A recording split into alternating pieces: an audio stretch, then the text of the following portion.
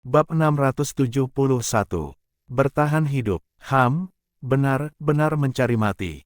Semua orang, dengarkan perintahku, jangan terjebak dalam pertempuran dengan mereka.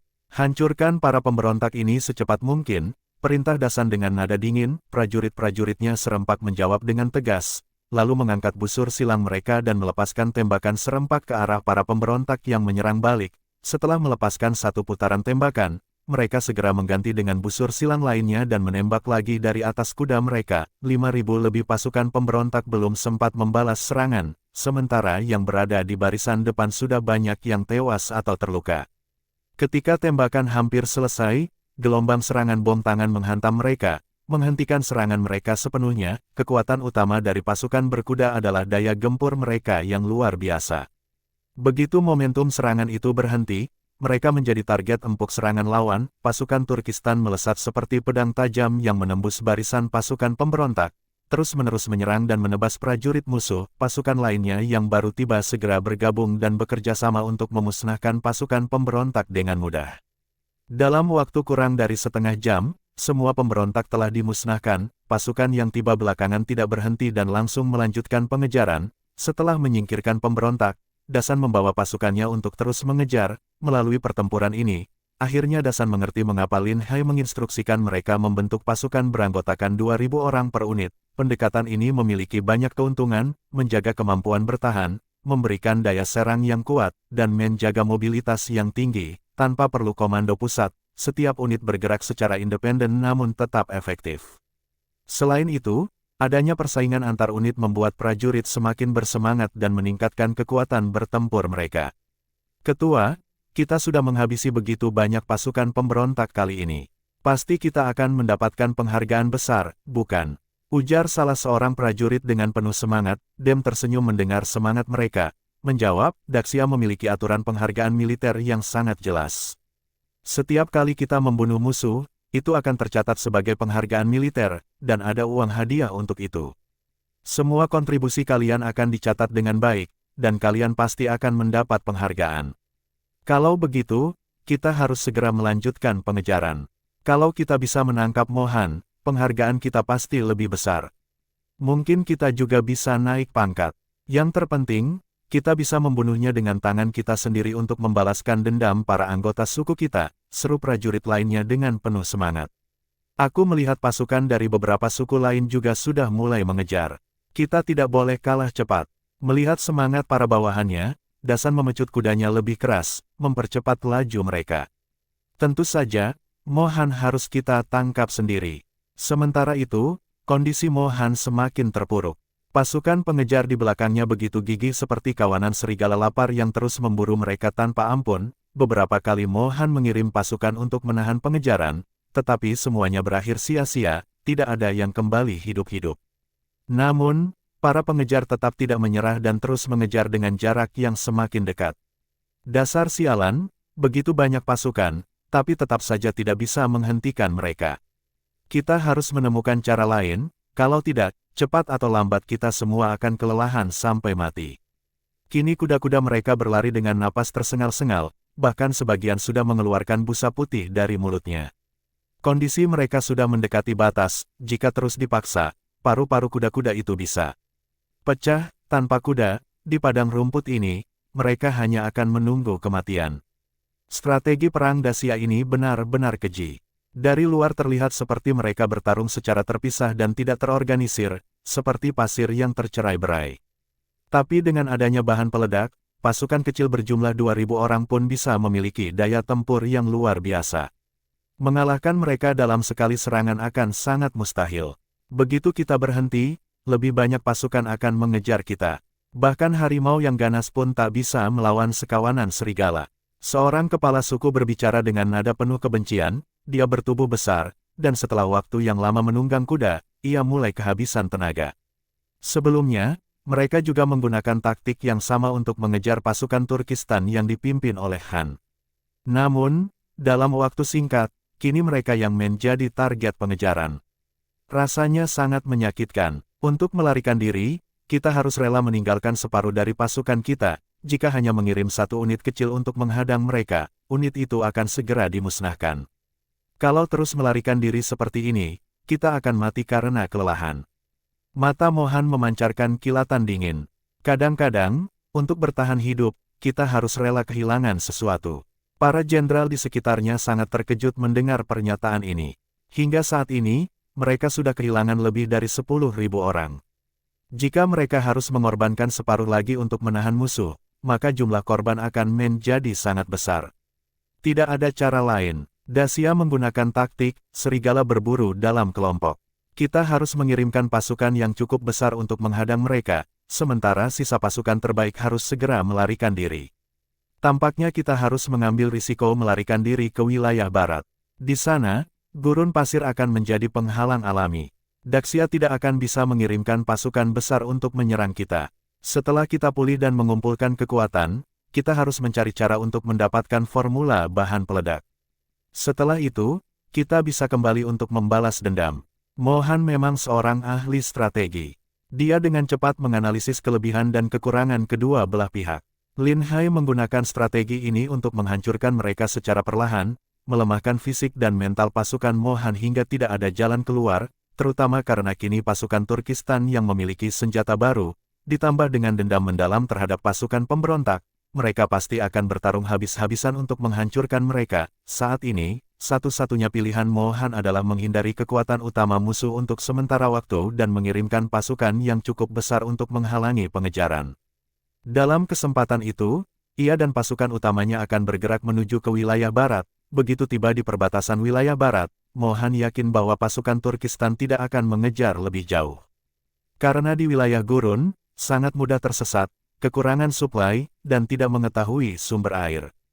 Bahkan dengan jutaan prajurit, tidak akan ada yang bisa bertahan lama di sana. Jika tetap bertahan di sini, jalan satu-satunya bagi Mohan adalah kematian. Untuk bertahan hidup dan membalas dendam kepada Dacia, ia harus bertaruh segalanya. Mohan menjelaskan analisis situasi saat ini kepada para jenderal dan kepala suku. Setelah mendengarnya, semua orang hanya bisa terdiam. Dengan wajah dingin, Mohan berkata dengan suara berat, "Kalau kalian tidak mau mengambil risiko ini, maka lebih baik menyerah saja kepada Dacia. Jika kita tidak mengorbankan sebagian dari pasukan kita, maka semuanya akan mati. Lebih baik menyerah dan hidup untuk sementara waktu. Karena kami telah memilih untuk mengikutimu, tentu saja kami akan mendengarkan perintahmu. Segera berikan perintah." Seorang kepala suku dari salah satu klan besar akhirnya mengangkat kepalanya. Sorot matanya penuh dengan tekad. Ia telah memutuskan untuk mengambil langkah nekat demi mencari peluang hidup, sambil menanam kebencian mendalam terhadap Dacia. Ia berharap suatu hari dapat kembali memimpin pasukan dan membalas dendam kepada Dacia.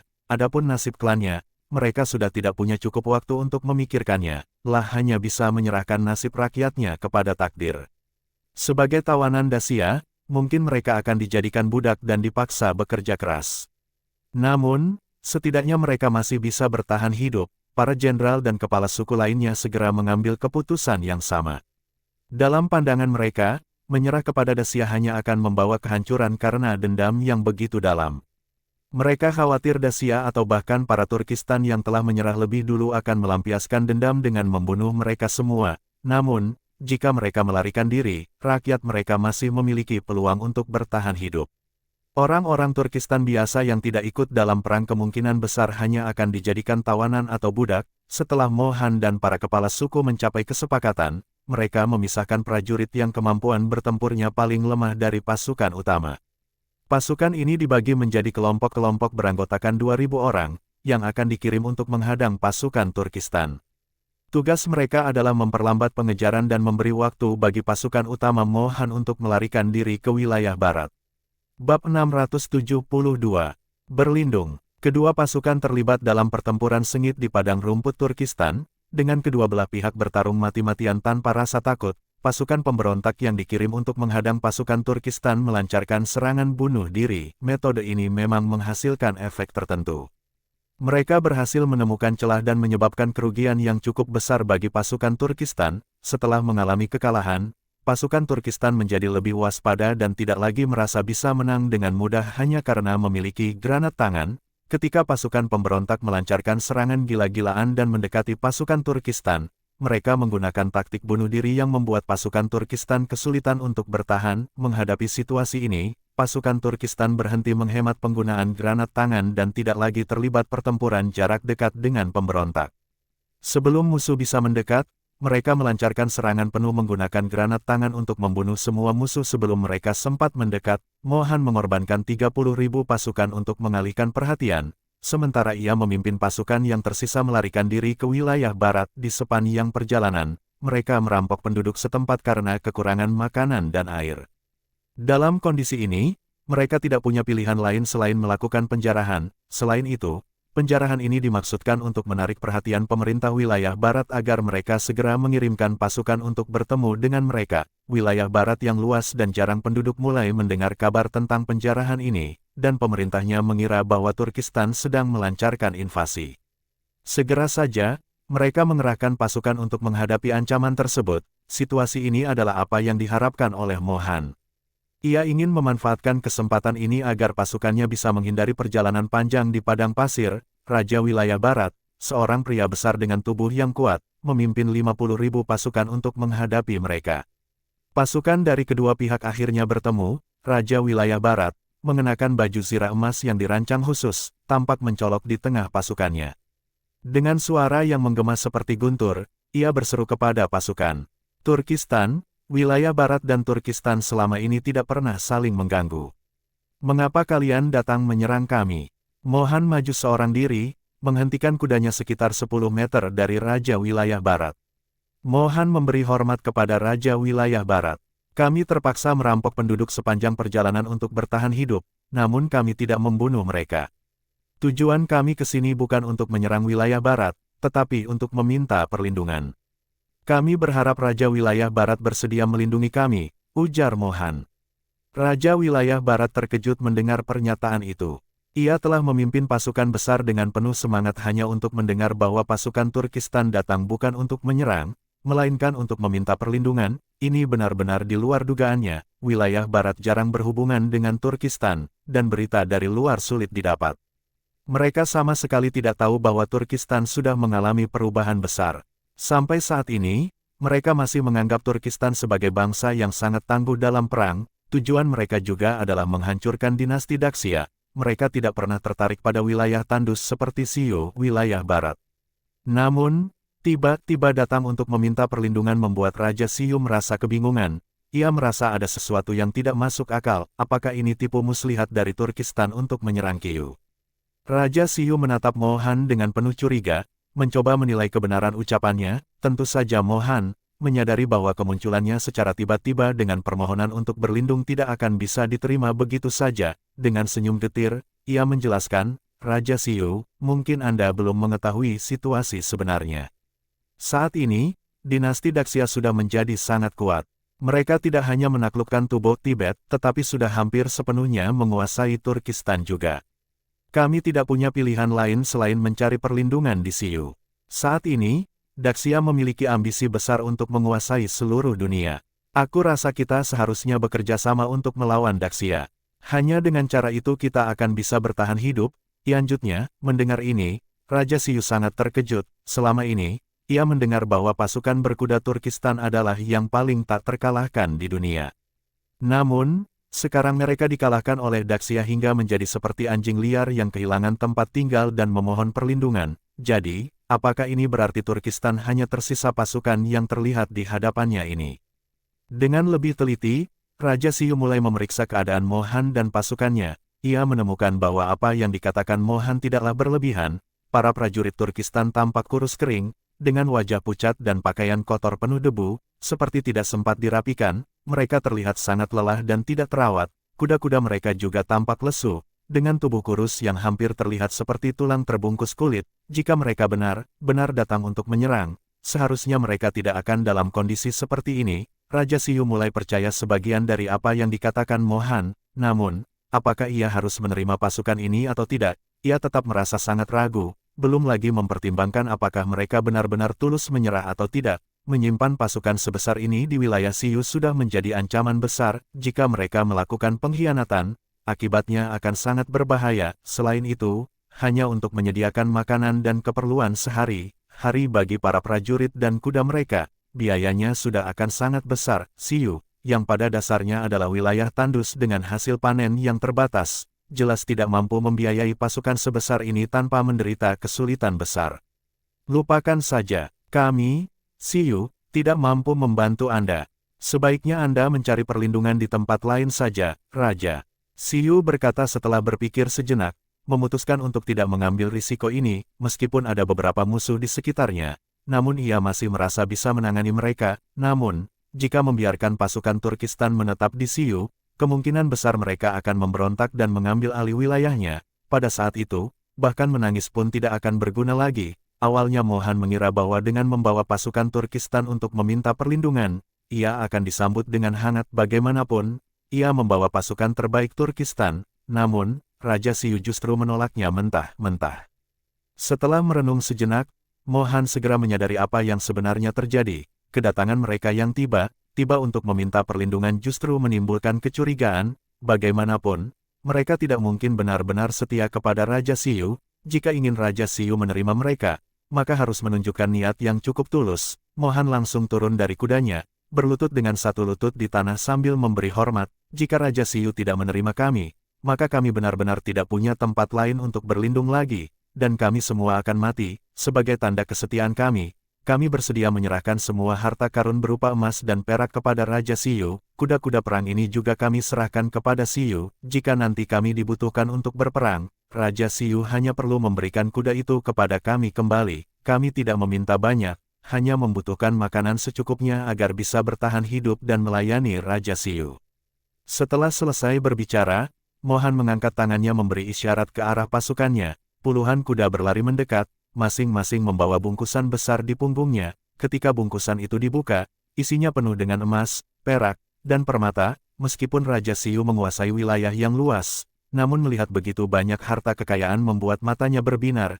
Ia langsung tergoda. Jika semua bungkusan di atas kuda itu penuh dengan emas dan permata, maka harta itu cukup untuk membiayai pasukan ini dalam waktu yang lama. Ditambah lagi, Mohan secara sukarela menawarkan kuda-kuda itu untuk dikelola oleh Siyu. Kuda-kuda ini adalah jenis kuda perang terbaik di dunia. Memiliki pasukan seperti ini di bawah kendali Raja Siyu akan menjadi sebuah keuntungan besar untuk mengalahkan negara kecil di sekitarnya. Meskipun Siyu tidak memiliki konflik dengan Daxia, namun masih ada beberapa negara kecil yang sering berperang dengan mereka, terutama karena perebutan sumber air yang sangat berharga di wilayah itu. Dengan memanfaatkan pasukan ini, Raja Siyu dapat mengalahkan negara-negara kecil itu dan memperluas wilayahnya. Memikirkan hal ini, Raja Siyu menggertakkan giginya, dan wajahnya langsung berubah menjadi penuh senyuman. Sebelumnya, aku ragu untuk menerima kalian karena aku khawatir Siyu yang begitu miskin tidak akan mampu menjamu kalian dengan baik. Namun, melihat ketulusan kalian, maka kalian boleh tinggal di sini. Meskipun Siyu tidak kaya, namun kami tidak akan membiarkan kalian kelaparan. Bab 673. Strategi. Mohan merasa lega akhirnya Raja Siyu bersedia menerima mereka. Wajahnya langsung menunjukkan ekspresi penuh rasa syukur. Terima kasih, Raja Siyu, telah memberi kami tempat berlindung. Mohan akan setia melayani Raja. Raja Siyu membantu Mohan berdiri, lalu berkata dengan penuh semangat, ayo, mari kita rayakan bersama. Kita akan mencicipi arak Siyu. Aku jamin rasanya tidak kalah dengan arak putih dari padang rumput kalian. Di saat hampir kehilangan semua harapan, akhirnya Mohan menemukan tempat untuk bertahan. Namun, dalam pikirannya, ia mulai merencanakan langkah selanjutnya, memulihkan kekuatan di Siyu, lalu mencari cara untuk membalas dendam kepada Daxia. Bahkan, ia diam memikirkan kemungkinan untuk menggulingkan Raja Siyu dan mengambil alih kekuasaan. Aku harus memiliki wilayah sendiri agar bisa bergerak bebas dalam perang melawan Daxia. Namun, Mohan tahu, sekarang bukan waktu yang tepat. Raja Siyu pasti masih mencurigai niatnya. Ia harus mendapatkan kepercayaan penuh terlebih dahulu dengan memenangkan beberapa pertempuran besar. Setelah itu, perlahan-lahan ia bisa melancarkan rencana yang lebih besar. Sementara itu, akhirnya Mohan dan pasukannya memiliki tempat berlindung di Siyu. Di sisi lain, pasukan berkuda Daxia yang mengejar Mohan berhasil menghancurkan barisan penghadang dari pasukan pemberontak. Namun, ketika mereka tiba di perbatasan, mereka mendapati bahwa Mohan dan pasukannya telah memasuki wilayah Siyu. Jika mereka ingin menangkap Mohan, mereka harus melintasi perbatasan. yang tanpa izin resmi akan dianggap sebagai tindakan invasi. Tindakan seperti itu bisa memicu perang dengan Siyu, sesuatu yang tidak diinginkan tanpa persetujuan dari pusat pemerintahan Daxia. Para pemimpin pasukan yang mengejar Mohan memutuskan untuk menghentikan pengejaran dan segera melaporkan hal ini ke pusat, menunggu arahan lebih lanjut dari Kekaisaran. Sebagai bagian dari pasukan Daxia, mereka tahu bahwa keputusan sepihak hanya akan membawa masalah besar. Jika mereka bertindak tanpa izin, maka hukuman militer berat akan menanti mereka. Selain itu, tanpa dukungan dari Daxia, pasukan mereka akan menjadi rentan seperti pasukan pemberontak yang mereka kejar. Di pusat komando, Lin Hai duduk santai bersama Yu Huaxi, sambil menikmati secangkir teh. Ia hanya mengirimkan 3 pasukan untuk mengawasi jalannya operasi, masing-masing dipimpin oleh Wang Dayong, Liu Ergou, dan Situ. Jika ada pasukan yang mengalami kekalahan, mereka akan segera memberikan bantuan untuk memastikan tidak ada kekalahan besar di pihak mereka. Jika dihitung-hitung, pasukan pemberontak seharusnya hampir dihancurkan sepenuhnya. Jika mereka ingin selamat, satu-satunya pilihan mereka adalah melarikan diri ke wilayah Siyu, ujar Lin Hai sambil tersenyum tenang. Hanya tidak tahu apakah Raja Siyu memiliki keberanian untuk menerima mereka, ujar Lin Hai sambil bermain catur. Siyu tidak memiliki terlalu banyak interaksi dengan kita, Daxia. Hubungan kita bisa dibilang damai tanpa saling mengganggu. Namun, mereka pernah bertarung beberapa kali melawan orang dari Turkistan.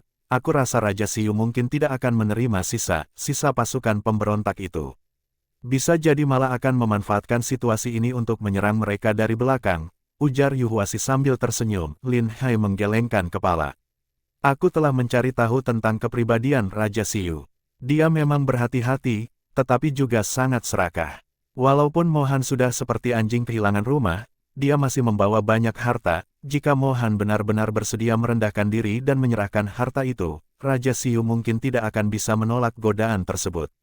Yu Huaxi terkejut, menatap Lin Hai dengan penuh kekaguman.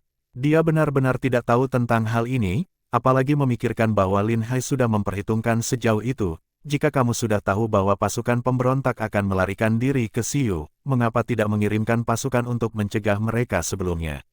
Siyu adalah wilayah yang penuh dengan gurun. Mencari sumber air di sana sangat sulit. Jika kita masuk ke Siyu untuk bertempur, itu mungkin tidak akan mudah. Lin Hai tersenyum kecil. Aku sengaja ingin agar para pemberontak melarikan diri ke Siyu dan diterima di sana. Dengan begitu, kita bisa mendapatkan alasan untuk menyerang Siyu. Yu Huaxi mendengar ini semakin kebingungan. Sebagian besar wilayah Siyu adalah tanah gersang yang tidak berharga. Bahkan jika kita merebutnya, apa manfaatnya? Kita harus mengirim pasukan untuk menjaga wilayah itu, yang akan menjadi beban besar. Bagi Daxia, bukan berarti Yu Huaxi tidak berpikir jauh ke depan, tetapi sejak awal dia memang tidak terlalu tertarik pada Siyu, meski kadang-kadang para pedagang dari Siyu membawa barang dagangan khas mereka ke Daxia. Menurut pengetahuannya, namun wilayah itu tidak memiliki nilai yang signifikan. Lin Hai tersenyum menjelaskan, jangan remehkan tanah gersang itu. Di bawahnya tersembunyi harta karun. Hanya saja, mereka tidak mengetahuinya dan tetap hidup miskin meskipun duduk di atas kekayaan. Jika Raja Siyu tahu bahwa wilayah mereka kaya akan batu giok berharga, aku tidak bisa membayangkan seperti apa ekspresi wajahnya nanti. Apa, kamu tahu itu? Yu Huaxi terkejut. Dalam benaknya, Lin Hai seolah-olah belum pernah pergi ke Siyu. Tapi mengapa tampaknya dia tahu semua detail tentang wilayah itu? Lin Hai melanjutkan, aku mengirim tim pedagang yang menyamar untuk menyelidiki Siyu. Di sana, mereka menemukan bahwa wilayah Siyu menghasilkan batu giok Hetian yang luar biasa. Batu gioknya halus, berkilau, dan merupakan salah satu yang terbaik. Satu batu giok yang berkualitas tinggi bahkan bisa bernilai sangat mahal. Daxia akan memasuki masa kemasan. Ketika rakyat memiliki banyak uang, apalagi yang akan mereka lakukan? Selalu ada sesuatu yang harus dilakukan, dan tuntutan terhadap kualitas hidup akan semakin tinggi. Memperdagangkan batu giok jelas jauh lebih baik daripada berjudi atau menghabiskan waktu di rumah bordil. Jadi, ini juga merupakan informasi yang diperoleh tim pedagang saat menyelidiki. Tanya Yu Huaxi dengan nada sangat penasaran. Lin Hai tentu tidak ingin mengungkapkan seluruh rencananya. Dia mengangguk pelan sambil menjawab, benar, sebagian besar orang di sana tidak mengenali batu giok ini.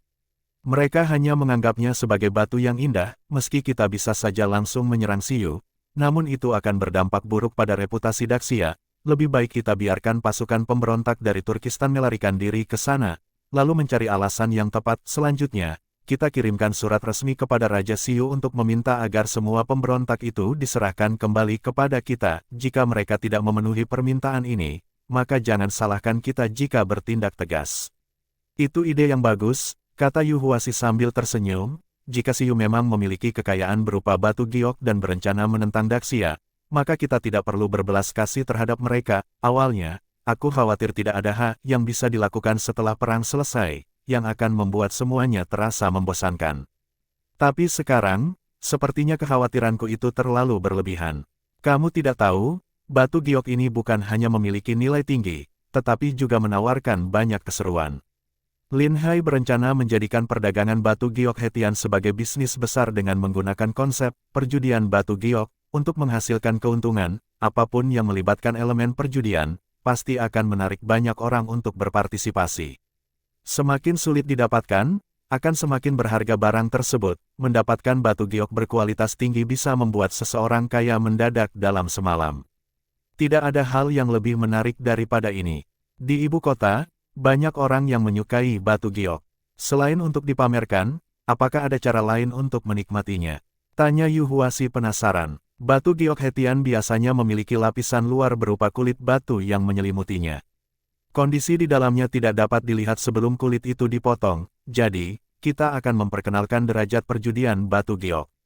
Sebelum batu itu dipotong, setiap orang akan menggunakan keahlian mata mereka untuk menawar dan membeli. Jika seseorang berhasil memilih dengan benar, mereka bisa menjadi kaya raya dalam semalam. Namun, jika pengamatan dan keberuntungan mereka buruk, dan isi batu itu ternyata hanya berupa batu biasa, maka mereka akan kehilangan semuanya. Sensasinya adalah tentang ketegangan dan kesenian. Lin Hai menjelaskan aturan dasar perjudian batu giok kepada Yu Huashi. Yu Huashi mendengarkan dengan mata berbinar. Dia sama sekali tidak menyangka bahwa bisnis batu giok bisa memiliki begitu banyak trik dan strategi. Dalam sekejap, dia merasa sangat tertarik.